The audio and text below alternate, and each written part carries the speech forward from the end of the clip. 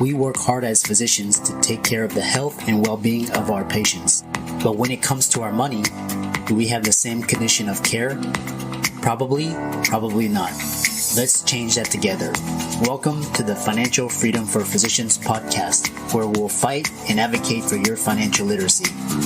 As always, I'm your host, Dr. Christopher Liu. Thanks for being here. Let's jump into the show.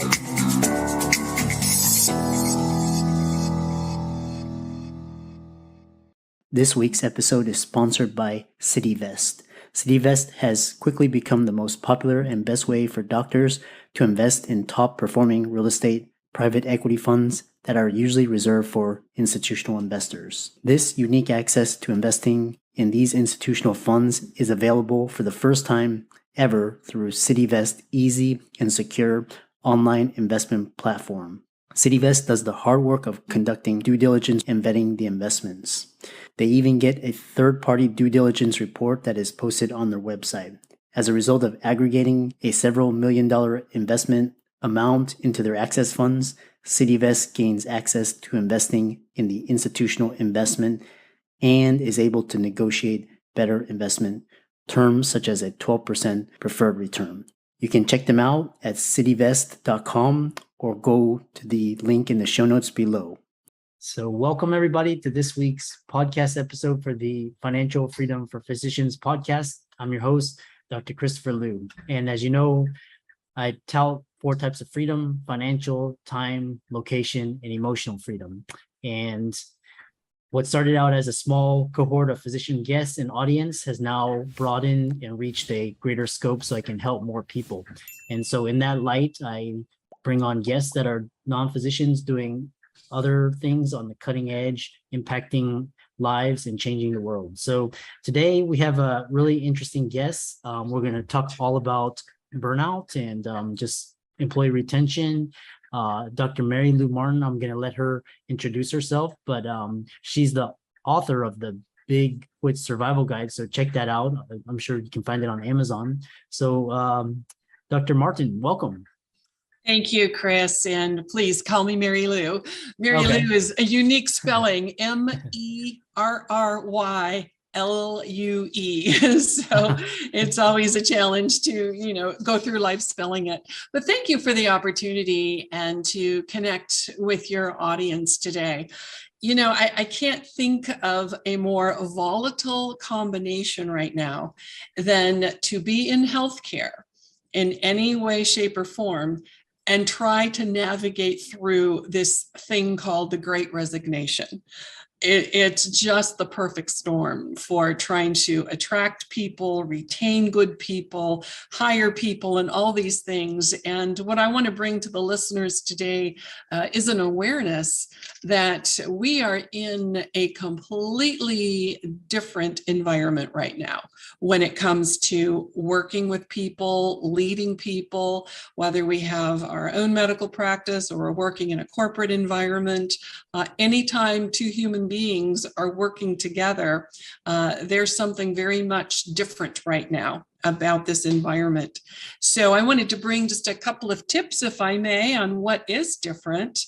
And certainly just kind of set the stage. This is, I like to say, this is not our grandfather's workplace. If you think back to, the 1940s, I remembered an I Love Lucy clip where Lucy and Ethel are in the candy assembly line, and they're trying to keep up with the operations, and the candy's going everywhere, and the supervisor's just barking orders and yelling more. And I think, for years we've kind of had this command and control environment in working with people. Well, that's all changed. Yeah. We've got now a human being transaction here that we need to deal with. So I want to bring out many of those points, in terms of what's different. Just to say, the first tip I could give anyone who's working with people right now is we must formalize a retention strategy. We really have to have a plan. We care for, when we're running a business or part of any organization, we care for marketing, we care for finance, we care for operations, we care for customer service. We even have an HR group or a person or a department that helps with benefits. I'm even talking beyond that. We need to strategically and mindfully think about and plan an employee retention strategy. And I'll give you a news flash. Bringing more bagels, adding ping pong tables, and providing craft brews is not a retention strategy. There's too many carbs in there anyway. But that's been part of the challenge. We're throwing organizational or business solutions to what really is a personal one-on-one human being interaction. Doc to Doc is a personal lending solution designed by doctors for doctors. We understand that doctors' financial situations change faster than an insulin drip in ketoacidosis. And we also understand that doctors are the most reliable borrowers in the world. Through our proprietary algorithm, we're able to provide personal loans at great rates with amazing flexibility because we take into account your schooling, your specialty, and where you are in the medical journey. Doctors come to us after they've matched into residency, and we loan for all sorts of personal reasons, from credit card debt consolidation to family expenses and medical bills. We speak with everyone who applies for a loan and offer fixed interest rates and flexible term options without prepayment penalties. If you're a physician looking for a personal loan, fill out our application form now. It only takes 3 minutes, and we'll get back to you with a decision within 24 hours. I hope I see one day just the transition of the airline, auto, energy, financial, healthcare, and insurance sectors. Hopefully in my lifetime. I'm not sure if it'll be done, but hopefully in terms of governments, corporations, just their whole structure and just our whole way of living and working, is we're working in 21st century under 1940s industrial age type of solutions. So, you're so right. You are so right. Yeah. And what's interesting about the human factor here is anytime we decide to hire an employee, we've immediately elected now to engage with a human being. This is going to sound so overly simplistic, and yet it's so basic to what we're missing with retaining people. From a clinical standpoint, and certainly from a physiology standpoint, it's all about homeostasis. It's all about seeking balance. And what we're seeing right now with today's employee, they're way ahead of that command and control. You take this, I've been pented up for years working for a boss, toxic or not, that I felt I just have to stay and be there to get the bills paid. You add a gallon of that, you mix it in with the volatility that we saw with the pandemic, that life is very fragile. And then you sprinkle in a little bit of a taste of working from home, and we had a major explosion here.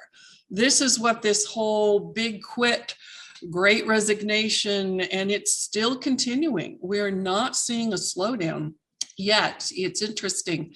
In the group, what's even more interesting right now, we've morphed a little bit from, a lot of the frontline people, depending on the industry, were leaving in droves. They still are.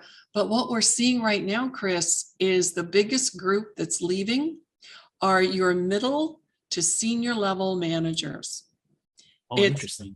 Yeah, it's been enough time now where they're literally imploding, to your point a minute ago, with burnout, trying to take on all of the concerns and the fears and the nurturing and all those things they've been trying to do.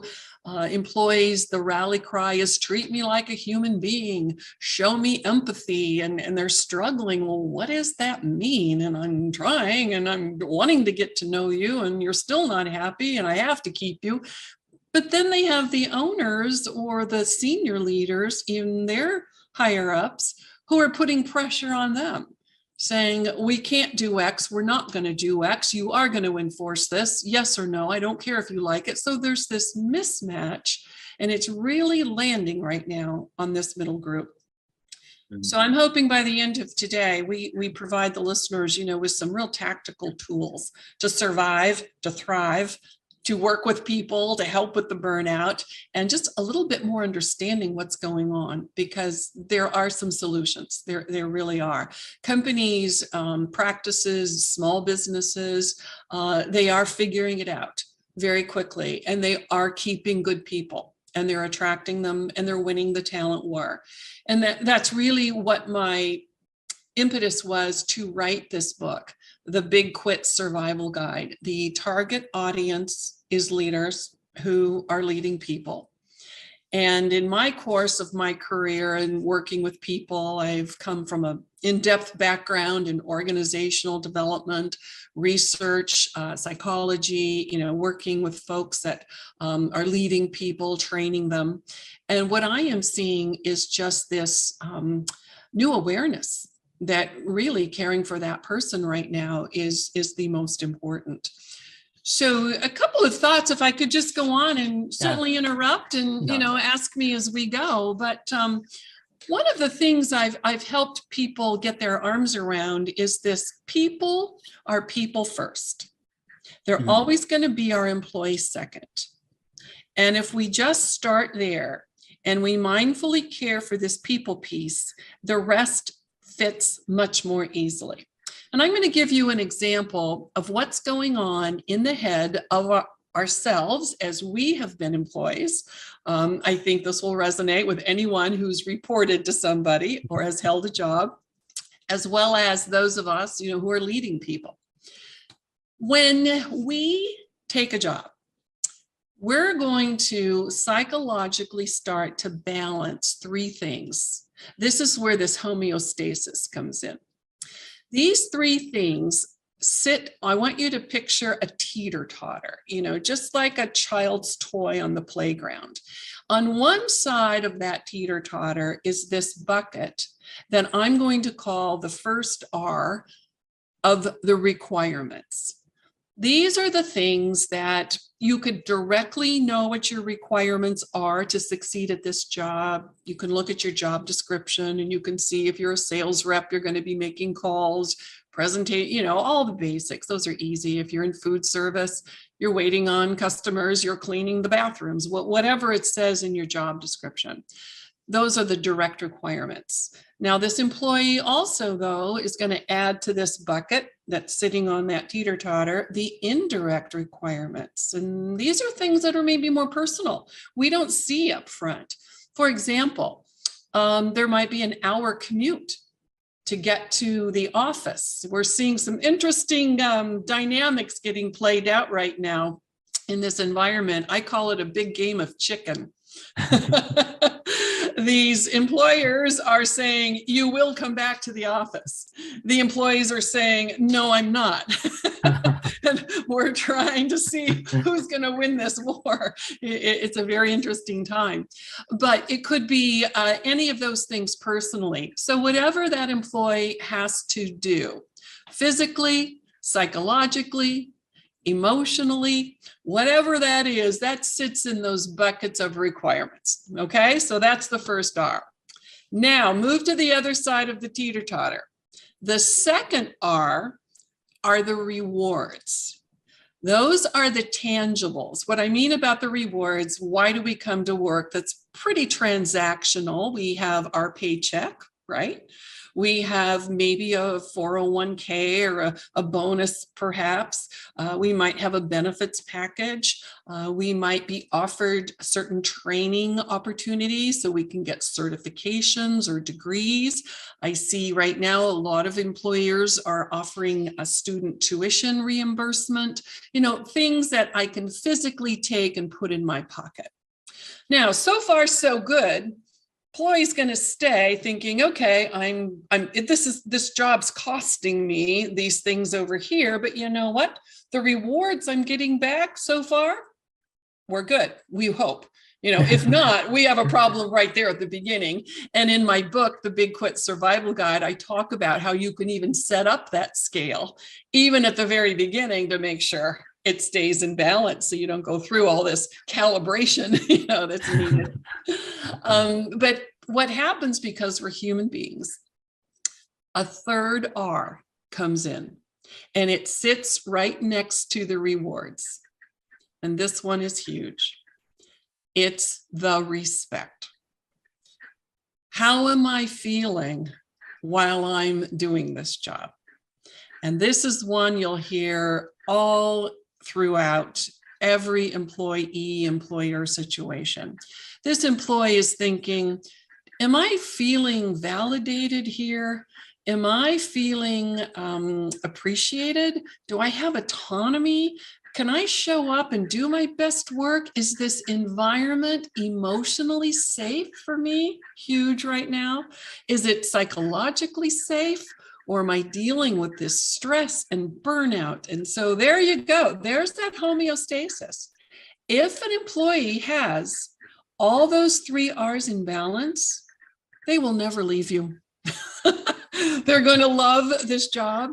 They're working hard. They're getting paid, and they're validated and feeling fulfilled. That's another big miss today that employees are asking for. I want to be fulfilled here. I don't want to just be putting widget A and widget B together, on this assembly line all day. So I'll play out now the combinations and what's going on in their head. And then we can talk about the impact of that. So let's say you've got that perfect balance. Like I said, that's your sweet spot. That's what we're looking to do. And a leader, believe it or not, can control the levers in each one of those buckets.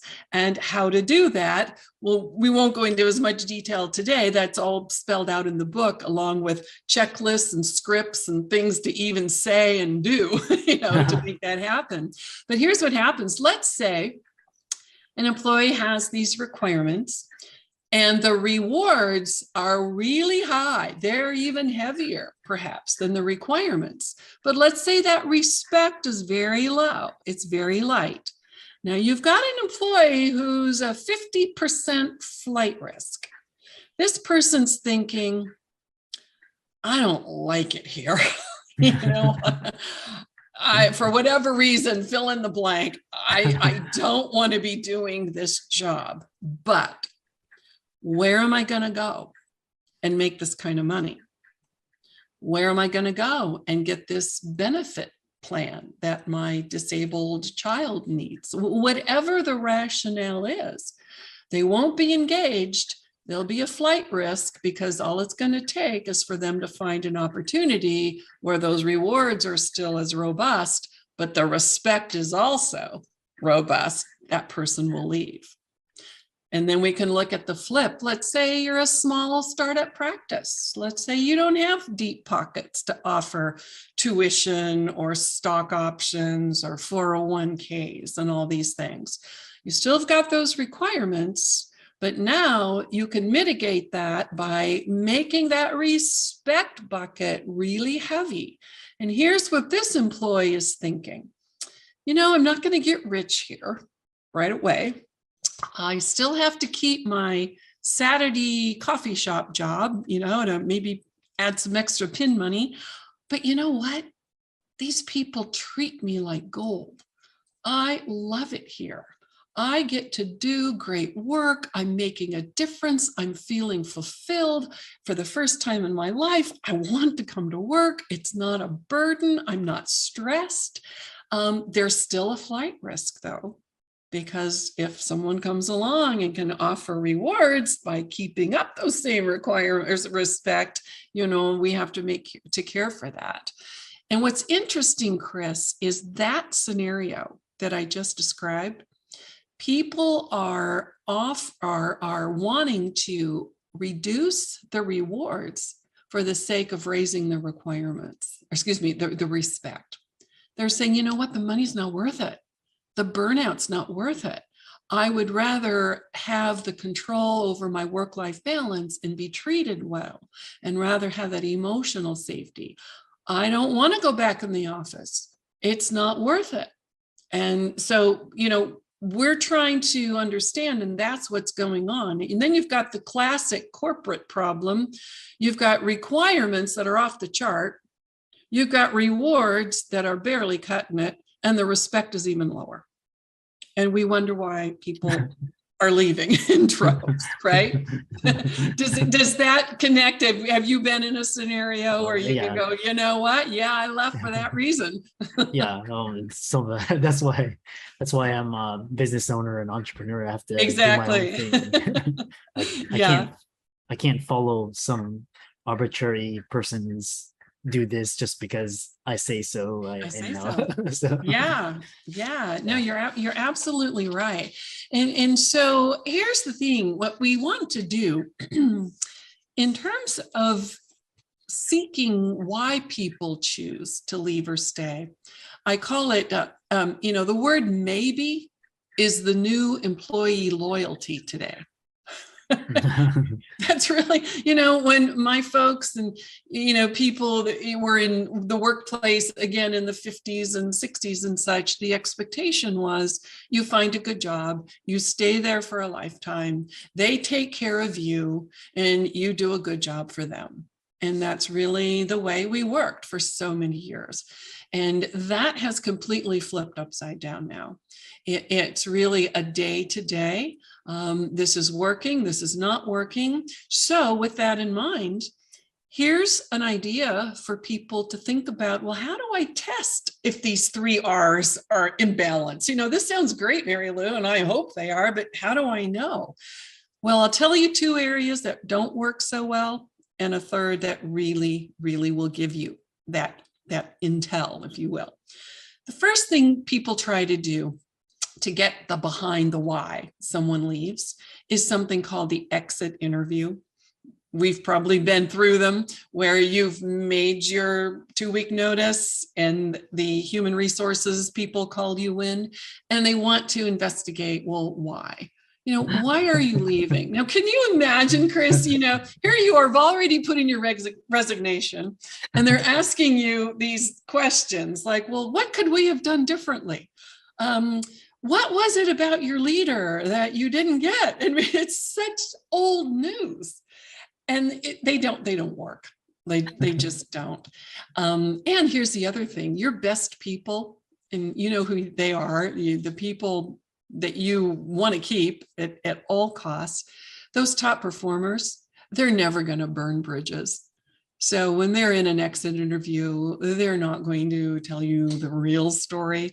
They're going to say something like, oh, I just had this great opportunity. I just can't pass it up. And I laugh because, truth be told, they were working for that great opportunity just to land in their lap, 6 months prior to that opportunity to leave. So the exit interviews are not helpful. The other thing people try to do, they're a little bit more effective. They're called stay interviews, STAY. Why are you staying? Now, they make a little more sense, right? You're meeting with your employee and you're talking through on a one-on-one and you want to throw in some questions, hey, we appreciate your work.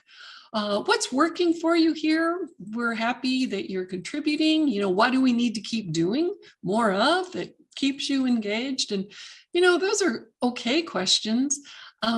We get questions like, well, what would be your dream job? And how can I help you get there?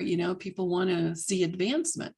The problem with that would be if I'm talking with the director of a technical software company and he says or she says, oh, my dream job is I want to be a drummer in a rock band. And I'm like, okay.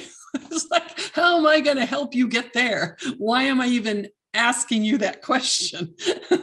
But we kind of go down this list of human interest questions. They don't really cut at what we're doing. The best way to go about truly understanding where your employee is and what you're going to need to do to keep them is to have what I call that 3R conversation. Because here's what's interesting. I don't even know how each of my employees would define that word respect.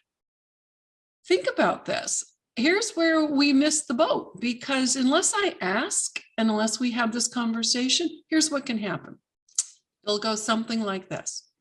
Let's say, Chris, you're brand new to my team, you're new to this industry, and I'm bringing you on board. And we have this conversation now, and I say, Chris, I really want to define how we're best going to work together. Apart from being civil, we're certainly not going to use profanity and swear and bully each other, but I really want to drill down on what are the kind of behaviors that, for me as your leader, I need to exhibit that's going to give you the best sense of being respected. What does that look like for you? And we might talk through a little bit, some examples, but you might say something to me like, well, Merrylue, I'm kind of new to this industry and I really want to learn. I want to grow. I want to, have some opportunities, but I'm not real sure where I might be going with some of my decision making. Would it be okay if you and I could connect, say, every morning for just maybe 5 minutes? I mean, we may not need it, but just to know I could get 5 minutes if I have a question that came up yesterday, or I have some feedback I could get from you. Because in my last job, man, I never heard from my boss for 6 months, unless something was wrong, and I was lost. So that would mean respect to me, if just knowing you were there. So I'm thinking, well, sure, of course, we'll do that. Now, here's where, as a leader, I can make a huge mistake. I apply what you just shared to me as sort of okay, that's how people want to be respected. Now I've got another employee who's maybe been around a while, who I've just hired, and they come to me and say, well, Merrylue, the way I would define respect is, give me my marching orders, tell me what your goals are, give me my swim lane, and you know what? Let me go, because my worst fear is for you to micromanage me. So do you see how, unless I ask and we have this exact conversation with every one of our people, I don't know what I'm doing and how I should be doing the right thing for every person to keep that 3R scale balanced. So I really employ people to get out there, get involved, and ask those questions.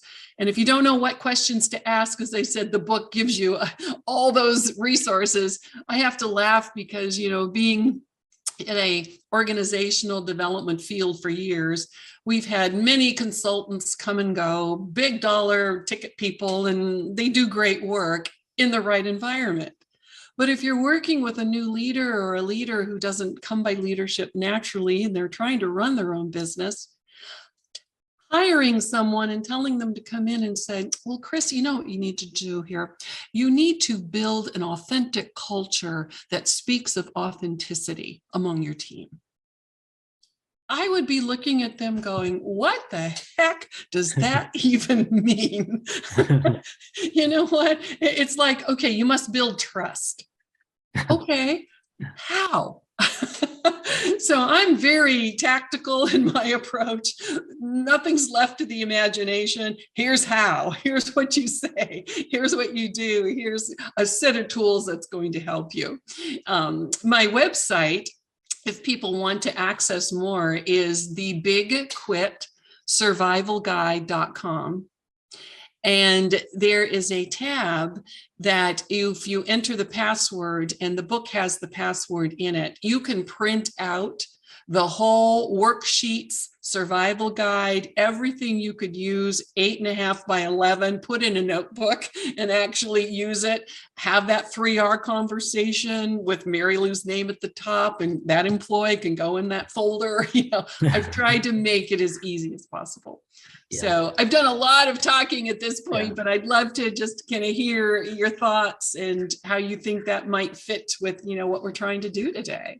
Yeah, it's a really great discussion. I really enjoyed it. And I think a lot of the talking points that you made will resonate with the audience, especially with and just this whole, we just have this whole conglomeration of just life-changing events, pandemic, war, inflation, recession. Right. And, we have people trying to adapt to this, post-COVID work world. And especially with healthcare, the issue is with burnout and just Yeah. so many people just fed up and just just quitting. So I think the audience will have can glean a lot of insights from your talk. So Great. one thing I had was basically you talked about this idea with the manager, and it's sounds like a more personalized and individualized plan. Right. But what are some tips and tools that you have to really solidify today's talent war? Because a lot of, I'll give you an example, a lot of people in finance right now, from traditional Wall Street, they are leaving traditional banks and going to work for new innovative financial technology companies and trying to find real solutions to problems. So what are some tips and tools to win today's talent war for organizations? Great question. I have, I think, 3 thoughts I'll share quickly. Number one, it would be have a sense of what kind of culture you want to create in this team or in this organization you're hiring for. And what I mean by that is, and please excuse the negative, you cannot not have a culture. You have a culture. And when you're the leader, again, like your retention strategy, you must be very mindful of that, because what employees are looking for now, like as your point was well taken, some of the very fast-paced, high-stress financial environments, people now want to work in a culture that I just described that's very high in respect. So here's where we must help leaders define that culture.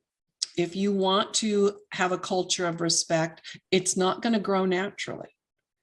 We've got to care for that. And so what would be the points that you would make sure would be apparent in your culture? That starts right there with the very first interaction with this potential new hire.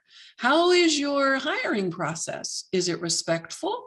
Is it chaotic? If you have a meeting to connect with this person, are you 5 minutes late? Are you 10 minutes late? Right there, that's speaking volumes of your culture. So there's an intolerance a little bit today, or let's say employees are pickier. They're very talented ones. They know their market street value, and they're looking for a certain culture, and it's going to be one with high respect, high validation, and be careful of that fake culture. Don't say, oh, we treat people with respect, we do the right thing, and yet the employee, the new hire, is going to sniff out anything that doesn't support that. So be aware of that culture.